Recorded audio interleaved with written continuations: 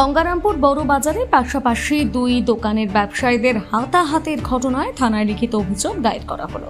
গঙ্গারামপুর বড় বাজার এলাকায় দুই ব্যবসায়ীদের মধ্যে দোকানের জায়গা সংক্রান্ত জটিলতা নিয়ে দীর্ঘদিন ধরে দুই পক্ষের মধ্যে বিরোধ চলছিল। এমনকি জমি জটিলতার জেরে সম্প্রতি আদালতে মামলা চলছে। সেই বিরোধী এদিন হাতাহাতিতে গড়ায়। দিব্যজ্যোতি সাহা ও শিলাদিত্য সাহা সহ তাদের আত্মীয়দের মধ্যে বচসা এবং মারামারির ঘটনা ঘটে। ঘটনাস্থলে স্থানীয়রা ছুটে এসে পরিস্থিতি নিয়ন্ত্রণে আনে। যদিও ততক্ষণে এক ব্যবসায়ী সামান্য আহত হয়ে গঙ্গারামপুর সুপার স্পেশালিটি হাসপাতালে চিকিৎসাধীন। এদিকে ঘটনার পর এক পক্ষ গঙ্গারামপুর থানায় লিখিত অভিযোগ দায়ের করেছে। অভিযোগের ভিত্তিতে পুলিশ ঘটনার তদন্ত শুরু করেছে।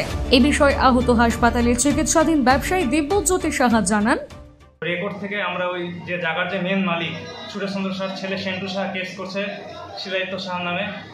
ওই কেসের করার কারণেই শিলাদিত্য সাহা যেহেতু জাল দলিলের মাধ্যমে 11 এবং 12 নম্বর দাগের জমি নিজের নামে রেকর্ড করছে, সেই রাগে কালকে শিলাদিত্য সাহা এবং তার শালা সিভিক ভলেন্টিয়ার হচ্ছে অনির্বাণ চৌধুরী আমার উপরে ওই রাগে অ্যাটাক করে, মানে রড দিয়ে আমার হাতের এই জায়গাটাতে মারে, পায়ে মারে, আমার ভাইয়ের উপরেও অ্যাটাক করে এবং উল্টাপাল্টা অনেক খিস্তি দেয়। তো আমরা থানাতে জানাইছি, থানাতে তো এখনও এফআইআর নেয়নি। আমরা পোস্ট অফিসের মাধ্যমে এফআইআরটা দিচ্ছি। আমি চাচ্ছি তদন্ত হোক এবং ওদের শাস্তি হোক এবং রেকর্ডটা যাতে পুনরায় আগের যে মালিক আছে তার নামে ফিরে যায়। মেন মালিকের নাম হচ্ছে সুরেশচন্দ্র সাহা 11 নম্বর দাগের মালিক, আর 12 নম্বর দাগের মালিকের নাম বিকাশ চন্দ্র সাহা। ওদের জমিটাই জাল দলিলের মাধ্যমে শিলাদিত্য নিজের নামে করে নিছে এবং ওই কেসটা কিন্তু এখনও বুনিয়াদপুর কোর্টে চলছে এবং বালুরঘাটে ডিএলআর অফিসেও একটা কেস চলছে শিলাদিত্য সাহার নামে। এখন ওই ভয়েই, ওই ক্ষোভ থেকে যেহেতু আমাকেও পার্টি করছে মেন মালিক, আমি ওদের ভাড়াটিয়া দিই। বিগত আমার ঠাকুরদার আমল থেকে 80 বছর ধরে মোটামুটি ভাড়া আছে। আমার বাবা ছিল ওখানে, বাবা মারা গেছেন। এখন আমি আমার ভাই ব্যবসা করে খাচ্ছি ওখানে।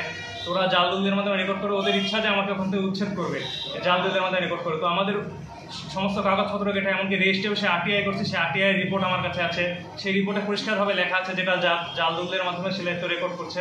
এখন সেই ভয় থেকে, আর শিলাদিত্যর সাদা যেহেতু সিভিক ভলেন্টিয়ার, সিভিক পুলিশের ভয় বলে পুলিশ দিয়ে যখন তখন অ্যারেস্ট করা নেবে, সবসময় ট্রন্টিং করে উল্টাপাল্টা শিলাদিত্য এবং শিলাদিত্যর হচ্ছে যে শালা দুজন মিলে, প্লাস বাজারে অনেক ফুটা মাস্তান ওদেরকে গুন্ডা মাস্তান পোষে আমাদেরকে দিয়ে ভয় টয় দেখায়, বলে রেকর্ড করে নিচ্ছি এবার তোদেরকে উঠাই দেবো।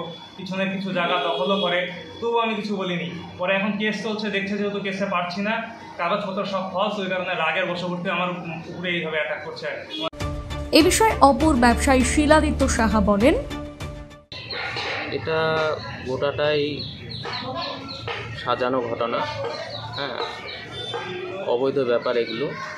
কেননা ও অনেক দিন ধরে উত্তপ্ত করতো, বিভিন্নভাবে উল্টাপাল্টা থ্রোয়িং করতো। আমরা কোনো দিন প্রতিবাদ করিনি, কিন্তু মনে হয় কালকে ও কিছু করবে এই রকমভাবেই ও মোশন নিয়েছিল। তা যাই হোক, সেই দিন ওই দিন দোকানে সন্ধ্যাবেলা 7টা, 7:15টার দিকে আমি ছিলাম দোকানে। বর্তমানে আমার শ্বশুরমশাই এবং আমার শালা দুজনে মিলে, যেহেতু আমার শ্বশুরমশাই পান বিড়ির ব্যবসা করে, এই নিয়ে হিসাবপত্রের একটা কথা হচ্ছিল। ওই মুহূর্তে দিব্যজ্যোতি সাহা দোকান থেকে সাইকেল নিয়ে বেরোয়, আমাদের দোকানের দিকে তাকায় এবং আমার শালা ওর দিকে তাকায়। ওই মুহূর্তে ওর বাপ বেটার মধ্যেই কথা হচ্ছিল। তখনও উল্টাপাল্টা কিস্তি মেরে একটা থ্রোয়িং করেছে। সেই থ্রোয়িংয়ের ভিত্তিতে আমার শালা উল্টা দুটো কথা বলেছে। কথা বলে আমি মাঝখানে কিছুক্ষণ পরে যেয়ে তাদেরকে শান্ত করালাম। তাকে বললাম যে এই ব্যাপার, তোকে কেন কিস্তি খাউড়ি হ্যান ত্যান এগুলো দিব, একসাথে আছি, পাশাপাশি আছি। ও বললো যে ঠিক আছে বলে চলে গেল। কিছুক্ষণ পরে দোকানে আসে আবার একই রকম থ্রোয়িং, যে শালা জামাইবাবুকে দেখে নেব, দুজনকে পিঠায় ফাটায় দিব, মেরে ফেলবো, হ্যান ত্যান এরকম করতে করতে, কথা কাটাকাটি করতে করতে আমাকে দোকান থেকে বের করে মার, আমার শালাকে ধরে বের করে মার। হ্যাঁ, আমার শালার হাতও কেটে গেছে। এই নিয়ে আমার শ্বশুরও গেছিলো, শ্বশুরকেও মার দিয়েছে। মারটার দেওয়ার পরে তখন থেমে গেল, তখন হুট করে আমার মাথায় একটা ঘুষি মারলো। সমস্ত ভিডিও ফুটেজে আছে, কমপ্লেন দিয়েছি। এখন দেখা যাক কী হচ্ছে। জাল দলিল, দেখুন দোকানটা তো ওর না, দোকানটা ওর না, যার দোকান সে কেস করেছে, কেসে সেটা ফয়সালা হবে।